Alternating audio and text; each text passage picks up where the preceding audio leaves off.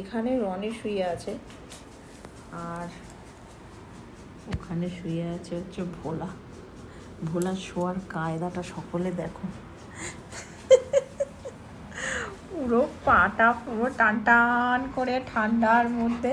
এবার এসি চলে তো দুপুরবেলা, তো এইখানটা এরকমভাবে ওরা শুয়ে থাকে। আর এই তো হিংসুটের গাছ সকলেই জানো, এরা সহ্য হচ্ছে না যে ভোলা ওখানে শুয়ে আছে। ভোলা হচ্ছে খুবই শান্তশিষ্ট ছেলে, মানে ও কাউকে ডিস্টার্ব করে না।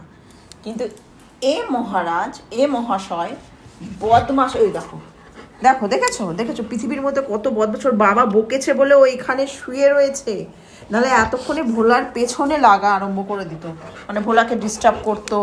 মানে একটা সেকেন্ড ও শান্ত হয় না। ও বড় হয়েছে যথেষ্ট, 4 বছর বয়স, কেউ বলবে?